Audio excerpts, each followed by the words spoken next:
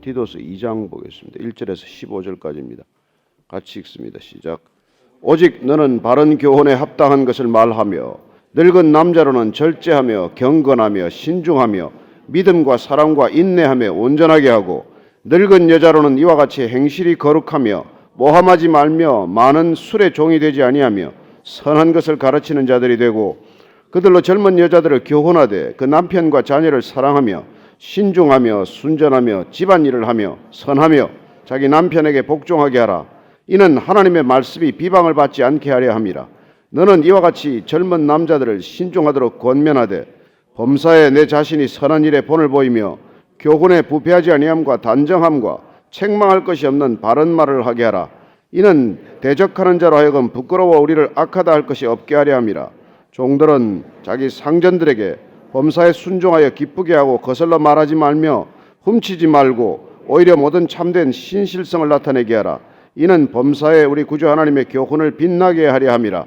모든 사람에게 구원을 주시는 하나님의 은혜가 나타나 우리를 양육하시되 경건하지 않은 것과 이 세상 정욕을 다 버리고 신중함과 의로움과 경건함으로 이 세상에 살고 복스러운 소망과 우리의 크신 하나님 구주 예수 그리스도의 영광이 나타나심을 기다리게 하셨으니 그가 우리를 대신하여 자신을 주심은 모든 불법에서 우리를 속량하시고 우리를 깨끗하게 하사 선한 일을 열심히 하는 자기 백성이 되게 하려 하심이라.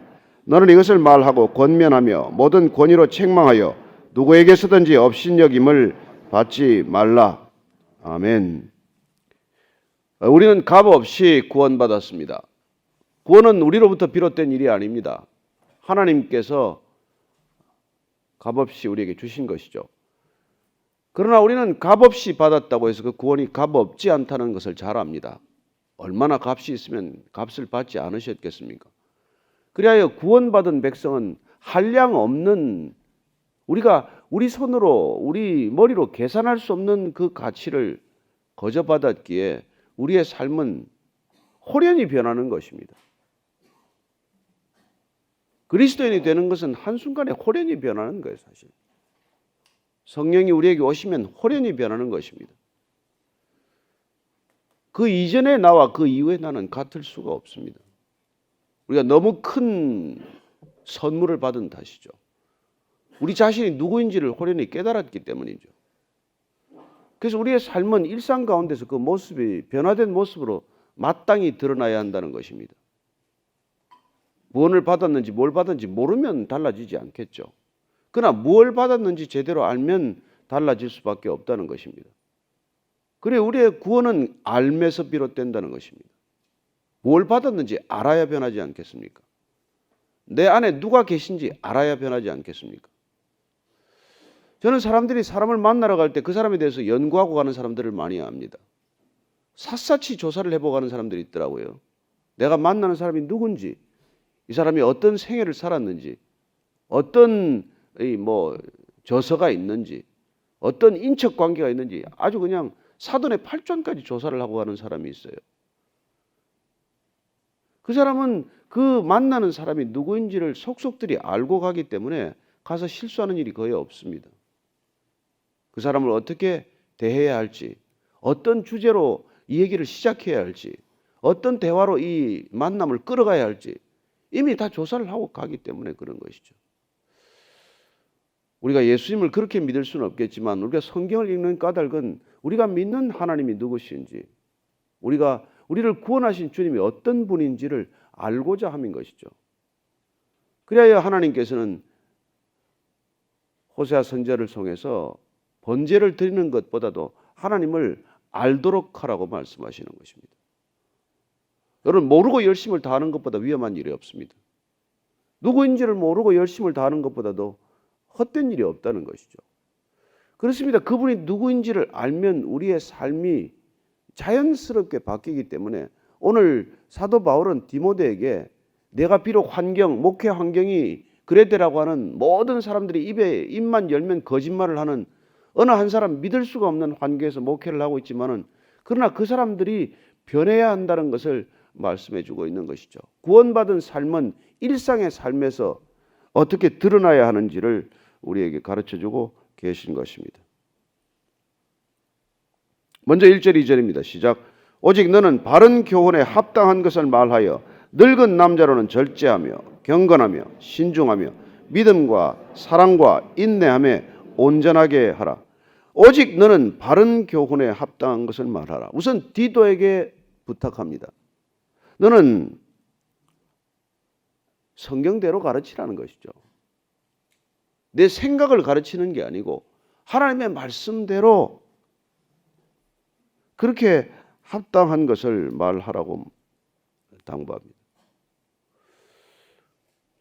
우선 성도들을 대할 때 합당한 말을 하라고, 또 올바른 교훈에 합당한 것을 말하라고 당부하는 것입니다.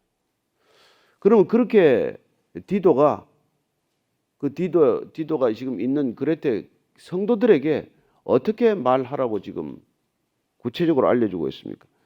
늙은 남자, 나이 든 어른들에게는 그들이 절제하고 경건하고 신중하고 믿음과 사랑과 인내함에 온전하게 하라고 말합니다. 도대체 교회에서 모여서 우리가 살아가는 삶의 모습은 어떠해야 되느냐는 것이죠. 세상이 사는 것과 다르면 돼요. 세상 사람들이 사는 것과 다르다는 것입니다. 세상은 무절제한 곳이에요. 절제하지 못합니다. 뭘 좋은 거 있으면 못 살아요. 그거 안 가지면 못 사는 곳입니다.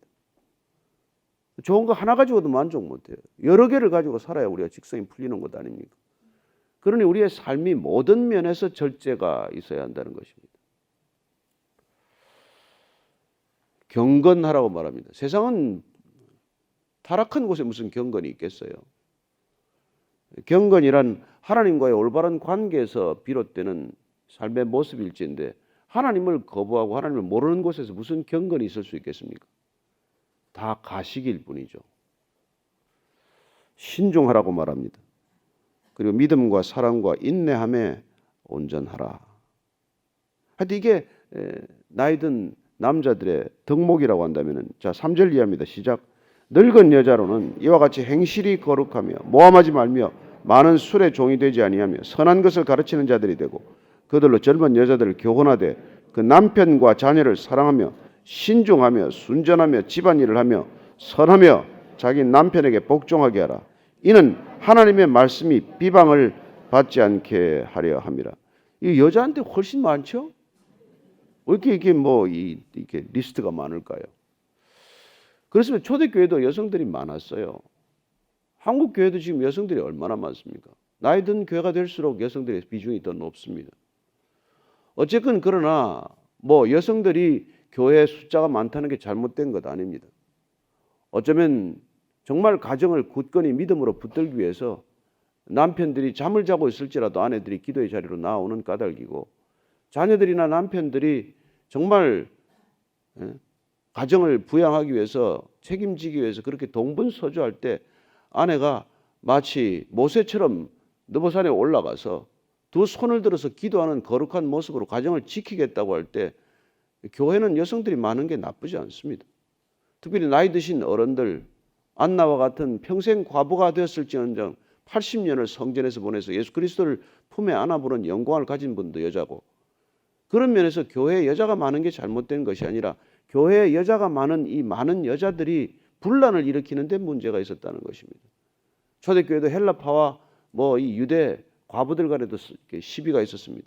누가 더 많은 것을 나누어야 하느냐를 가지고 분쟁이 일었던 것이죠. 그래서 행실이 거룩하고 모함하지 말라는 겁니다. 뒷말 만들지 말라는 것이죠. 우리가 오죽하면 성경만 읽고 헤어지자고 그랬겠습니까? 결국은 나눔이 이렇게 많아지고 길어지고 나눔이 잦아지다 보면은 쓸데없는 얘기들이 오고 가는 거예요. 하지 않아도 될 얘기가 자꾸 많아지게 되는 것입니다. 많은 술의 종이 되지 않으면, 그때 왜 여자들이 이렇게 나이 든 여자들이 술을 먹기 시작을 해가지고 그렇게 술을 많이 마셨다고 해요. 선한 것을 가르치는 자들이 되고, 그리고 젊은 여자들을 교훈하라는 거예요. 젊은 여자들을. 우리가 통독반에 나이별로 모이지 않습니다. 다양한 형태의 그 가족들이 모이는 까닭은 나이 든 사람들도 젊은 사람한테 배울 게 있고, 또 젊은 사람들은 또래끼리 모여서는 들을 수 없는 지혜로운 말을 듣게 되지 않습니까? 그래서 저희들 대학 청년부 안 만드는 거예요. 안 만든다고 교회 떠나면 떠나라고 그럽니다.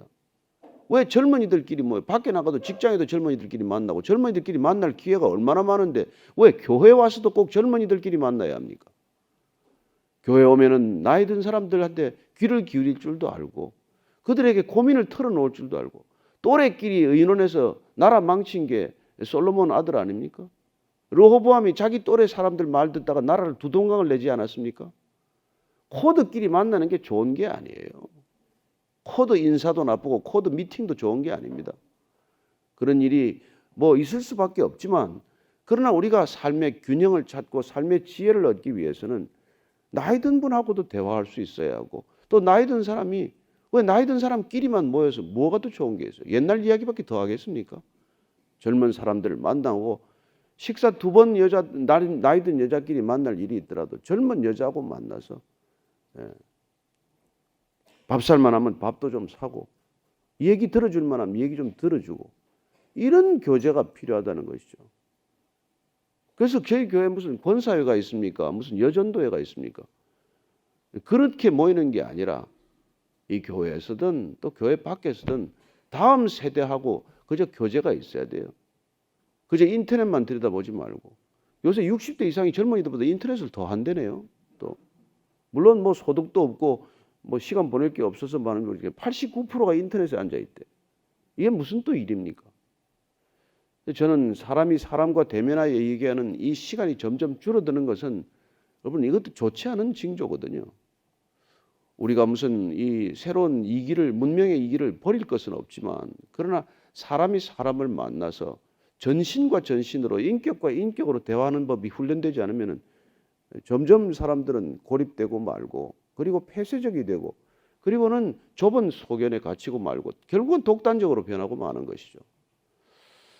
저는 이 나이 든 여자들이 젊은 여자들을 가르치라. 중요한 얘기입니다. 제발 제가 강남에 식당에 다니면 참 큰일이에요. 나이 든 여자들끼리 모여서 그냥 온 좋은 식당에 다 앉아 있어. 가끔 남자들이 하나 끼어 있는데 그건 또 목사래네.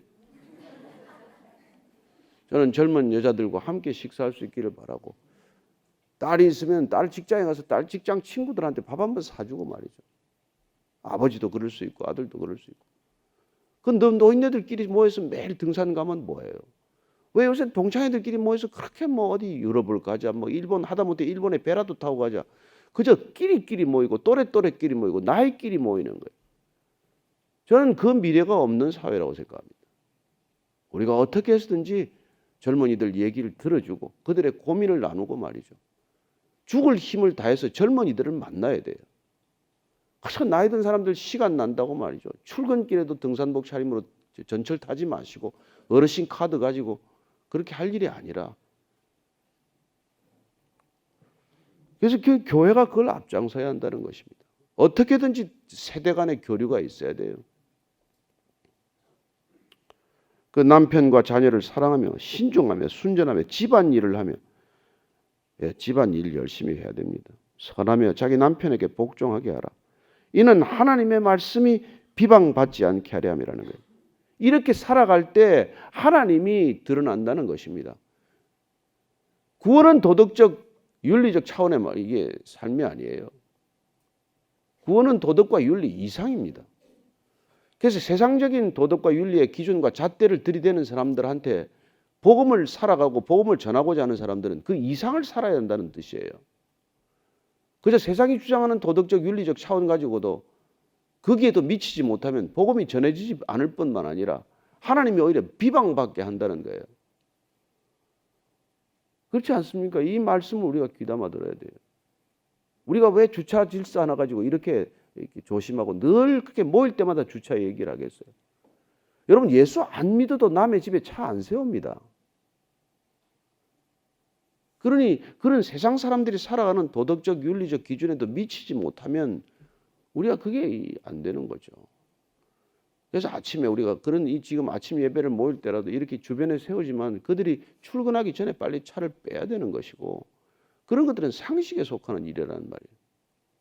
내 은혜 받겠다고 남이 은혜를 깨는 일이 무슨 은혜며 내 예배 드리겠다고 남의 예배 드리는 삶을 깨뜨리는 게 무슨 예배가 되냐는 것이죠.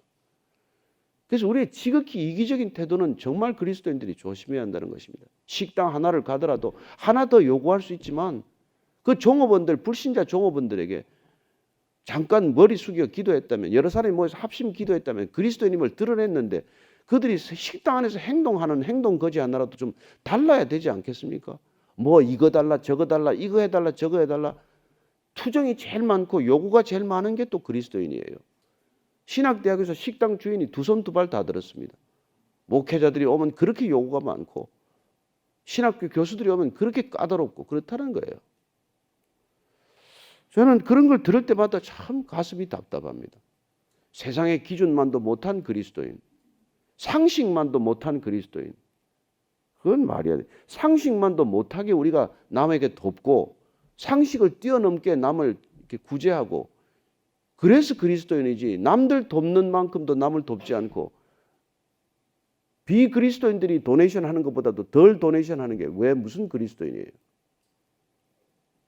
세상 사람들도 예수 안 믿어도 어려운 사람을 도울 수 있고, 어제 예배 드리고 한 사람이 와서 그냥 또 막 피를 토하듯이 얘기하더라고요. 이 사회가 이렇게 됐는데 그리스도인들 뭐 하냐고. 그래 뭐 당신부터 잘 하십시다 그렇게 얘기를 했는데, 범사에 내 자신이 선한 일에 본을 보이며 교훈과 부패하지 않은가. 그 이제 디도에게 얘기하는 거예요. 디도, 너도 말이지. 6절, 7절, 8절입니다. 시작. 너는 이와 같이 젊은 남자들을 신중하도록 권면하되 범사에 내 자신이 선한 일에 본을 보이며 교훈에 부패하지 아니함과 단정함과 책망할 것이 없는 바른 말을 하게 하라. 이는 대적하는 자로 하여금 부끄러워 우리를 악하다 할 것이 없게 하려 함이라. 이와 같이 젊은 남자들을 신중하도록 권면하라. 디도, 너는 범사의 모든 일에 내 자신이 선한 일에 본을 보이며 교훈에 부패하지 아니함과 단정함과 책망할 것이 없는 바른 말을 하게 하라. 이는 대적하는 자로 하여금 부끄러워 우리를 악하다 할 것이 없게 하려 함이라. 책 잡히지 말라는 얘기죠. 책 잡히지 않으려고 애를 쓰는 게 아니에요. 우리가 그 세상에 입방아를 찢는 그런 윤리적 기준을 뛰어넘으면 책을 잡힐 일이 없다는 것입니다. 책을 잡힐 일을 만들지 말아야 하는 것이죠. 우리를 악하다 할 것이 없게 하라. 그래서 우리의 삶이 항상 넉넉해야 하는 거예요. 인색하면 부딪힙니다. 넉넉해야 안 부딪히지 않습니까? 제가 만약 그러죠. 좁은 집에 살더라도 사람 좁아서는 안 됩니다. 우리가 좁은 평수에 살지라도 사람은 넉넉해야 하고 사람은 넓어야 돼요. 그리스도인은 넓어야 합니다. 감리교를 창시한 존 웨슬리 목사님이 자기 교회만 섬기지 않았어요. 교회 밖에 자꾸 나가서 설교를 하니까 교단에서 그를 제재하기 위해서 불렀습니다. 그때 그 사람이 한 사람이 세계가 내 교구요. The world is my parish. 그렇게 대답해요. 여러분, 그리스도인이란 어디 갇혀 있는 사람이 아니란 말이에요. 내 교회만 위하는 사람이 아니에요. 세계 교회고 교구고. 그래서 우리가 다 흩어지지 않고 무별 교회가 되자는 거지 뭐. 이 베이직 교회 하나 잘 세우자면 지금부터 이제 건축 헌금해야죠. 건축위원회 만들고. 그러지 말자는 거예요. 개교회주의에 함몰되지 말자는 것입니다. 그저 어디 다니면 베이직 교회 다닌다고 얘기할 것도 없어요. 야, 나는 예수님 따르는 제자면 된단 말이에요. 그러면 어디든지 갈 수 있겠죠. 가라. 너희는 가라. 가서 모든 족속으로 제자를 삼으라. 그 모든 족속으로 제자 삼는 훈련을 여기서 받는 것이죠. 가까이 있는 사람 가르치고 가까이 있는 젊은 여자들하고 한 번 더 식사하고 말이죠. 제가 왜 젊은이들한테 밥 사라 그런지 아십니까? 여러분들이 어디 나가서 젊은이들 만날 기회가 있어요. 만나 주기나 합니까? 교회니까 그래도 만나주지. 교회에서 밥이라도 사면 밥이라도 얻어먹어 주지. 누가 여러분들 만나서 식사를 하겠어요? 그러니 교회에서 젊은이들 보면은 아침마다 요새 가는데 뭐 슬그머니 따라 붙으면 되지 뭐. 와서 슬쩍 돈 한번 내고 가면 되지 뭐. 아니 꼭 여러분들 다 하라는 얘기는 아니에요. 그저 좀 여유가 되시면 그렇게 젊은이들하고 섞이라는 거예요. 자, 종들한테는 어떻게 하라는 겁니까? 9절 이하입니다. 시작. 종들은 자기 상전들에게 범사에 순종하여 기쁘게 하고 거슬러 말하지 말며 훔치지 말고 오히려 모든 참된 신실성을 나타내게 하라. 이는 범사에 우리 구주 하나님의 교훈을 빛나게 하려 함이라. 종들, 우리가 뭐 종은 아니지만 다 월급쟁이 하는 사람이라면 여러분 직장 상사가 월급 주는 거 아깝다고 생각하지 않습니까? 이렇게 휴일이 많고 이런 사회에서 이렇게 기업하기 어려운데 월급 받는 사람들은 정말 내가 월급 주는 사람 입장에서 생각해야 돼요. 제가 우리 이 큰애 결혼할 때 그랬습니다. 너 그렇게 그 추석 연휴 뒤에 붙이지 말아라. 추석 연휴 뒤에다가 또 일주일 또 결혼 휴가를 쓴다는 거예요. 말도 안 되는 소리 하지도 말아라. 결혼 날짜 조정해라 그랬어요. 네가 사장이면 그거 좋아하겠냐? 추석 연휴 뒤에다가 또 결혼을 붙여가지고 또 그렇게 일주일씩 결혼 휴가를 또 쓰겠다고? 저는 그런 게 말이야. 할 수 있지만 안 하는 것. 그게 여러분 주인을 생각하는 입장이고 사원이 사장 생각하는 입장 아닙니까? 누가 그 월급 주면서 아깝지 않은 사람이 있겠어요? 그러니까 사장이 좀 월급 더 줘야 되겠다 이 생각을 하게 살면 되는 거 아니에요. 손흥민이가 뭐 주급을 2억 받는데 6억을 줘야 된대요. 주겠다고 제안을 한다는 거예요. 열심히 하니까. 그렇게 살아가는 거죠. 박항서 감독 월급 올려주라고 온 국민이 난리야. 왜 연봉을 그렇게 주고 그 사람을 싸게 부려먹냐고. 저는 이게 실랑이는 삶 아니겠어요? 뭐 올려달라고 투쟁하는 건 그 세상의 방법이고 머리띠 두르고 맨날 그냥 건물 앞에 가로앉아가지고 일 안 되게 만드는 건 그건 세상 노조의 방식이고 그리스도인들은 그렇게 살지 않습니다. 나는 노조원 가운데 그리스도인이 하나도 없는가 싶어요. 때로는. 거기도 노조원이 가운데도 그리스도인이 있을 터이고 국회에도 정치하는 사람들 가운데도 진정한 그리스도인이 있을 것이고 청와대도 있을 것이고 정말 그리스도인이 있다면 이 나라 이렇게 만들겠습니까? 참 그리스도인이 없는 것이죠. 훔치지 말고 9 to 5 하면 여러분 8 to 6로 일해주는 게 훔치지 않는 거예요. 꼭 시간에 맞춰서 칼 출근하는 게. 아니 그것도 그러잖아요. 6시 퇴근하려면 5시부터 퇴근 준비하잖아요. 그것도 시간 훔치는 거예요. 6시까지면 6시까지 일하고 그때부터 퇴근 준비를 해야지. 어떻게 5시부터 퇴근 준비를 하냔 말이에요. 이 사회가 이렇게 되어 있습니다. 지금. 누가 여기서 기업하고 싶겠어요? 이게 다 범사에 우리 구주 하나님의 교훈을 빛나게 하려 합니다. 너희는 빛이요 너희는 소금이라는데 빛으로 사는 게 뭔데요? 어떻게 사는 게 빛인데? 이렇게 성경이 구체적으로 얘기해 주지 않습니까? 이걸 하나님의 성경으로 하니까 이게 교훈이고 우리가 하면 이게 다 잔소리가 되잖아요. 직장에서 하면. 그게 잔소리 듣지도 말고 잔소리 하지도 않게 사는 것. 그건 우리가 하나님의 말씀을 들을 때 그렇게 되는 거죠. 11절 이하를 읽고 마칩니다. 시작. 모든 사람에게 구원을 주시는 하나님의 은혜가 나타나 우리를 양육하시되 경건하지 않은 것과 이 세상 정욕을 다 버리고 신중함과 의로움과 경건함으로 이 세상에 살고 복스러운 소망과 우리의 크신 하나님 구주 예수 그리스도의 영광이 나타나심을 기다리게 하셨으니 그가 우리를 대신하여 자신을 주심은 모든 불법에서 우리를 속량하시고 우리를 깨끗하게 하사 선한 일을 열심히 하는 자기 백성이 되게 하려 하심이라. 구원의 목적 선한 일을 열심히 하는 하나님의 친백성이 되게 하려 하심이라는 거예요. 선한 삶을 살도록 하는 것. 구원이란 선한 하나님께 접속되는 일입니다. 선함이 없는 이 세상, 의로움이 없는 이 세상 가운데 하나님 한 분 의롭고 하나님 한 분 선하시기 때문에 그분과 우리가 관계를 맺게 되면 그분의 선함, 그분의 의로움이 흘러들어서 세상 가운데로 흘러가는 통로가 되는 것이죠. 그게 구원의 목적이요 구원받은 자의 일상의 삶이라고 가르치는 것입니다. 너는 이것을 말하고 권면하며 모든 권위로 책망하여 누구에게서든지 업신여김을 받지 말라. 이렇게 말합니다. 젊은 목회자라고 업신여김을 받지 말라고 말하는 것이죠. 너 자신이 앞장서서 이렇게 살아감으로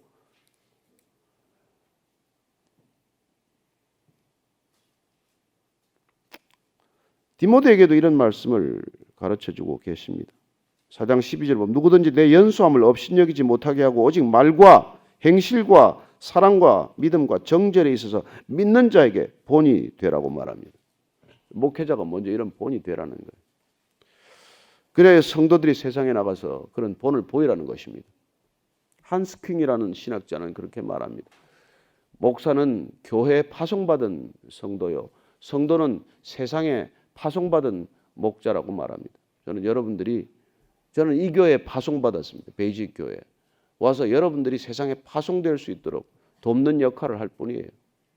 어쨌건 우리 모두가 하나님께 다 같은 부르심을 받았기에 우리는 왕 같은 제사장으로 다 만인 제사장으로 주님께서 불려주셨기에 어디에 서 있는지 그건 뭐 중요하지 않아요. 제가 여기 서 있든지 여러분이 세상 속에 서 있든지 우리가 부름받은 목적과 소명은 동일하다는 것입니다. 당신은 목사고 나는 평신도요. 이런 생각하지 마십시오. 이런 삶은 목사와 평신도 구별이 하나도 없어요. 어디 가서든지 남에게 신실함으로 살아내는 것은 그건 목사요 평신도의 구분이 전혀 의미가 없는 얘기예요. 우리 모두 그런 삶을 살지 않겠습니까? 얼마나 살겠다고 그렇게 우리가 이속 챙기면서 살겠습니까? 있는 대로 나눠주고 그냥 그렇게 살다가 떠나십시다. 공기도 나쁜데. 기도할 때 오늘 주님 정말 넉넉하게 살 수 있게 도와주십시오. 손을 펴게 해주십시오. 마음을 먼저 펴게 해주십시오. 늘 우리의 이웃들에게 주님 선한 이웃 되게 하여 주옵소서. 선함이 무엇인지 저들로 알게 하사 하나님이 누구신지 알게 하여 주옵소서. 한번 그렇게 기도하겠습니다. 하나님 아버지, 우리 성도들의 삶을 통해서 선한 삶이 무엇인지 드러나게 하여 주옵소서. 이 시대 그리스도인들을 통해서 진정한 선함이 어떤 것인지를 알게 하여 주옵소서. 하나님 아버지, 악착스럽게 살아가는 것이 잘 사는 것이 아님을 저들도 알게 하여 주옵소서. 손을 펴고 살았는데 늘 채워주시는 하나님을 경험하게 하여 주옵소서. 하나님, 정말 주께서는 이 세상의 어둠의 자식들이 재물에 있어서는 더 지혜롭다고 말씀하셨는데 하나님, 저희들도 세상의 지혜로부터 배울 것이 있다면 배우되 하나님의 넉넉함으로 배우게 하시고 하나님의 신실함으로 배우게 하여 주옵소서. 들으시옵소서. 하나님 아버지, 아버지의 바른 교훈이 우리의 일상을 통해 드러나게 하여 주옵소서.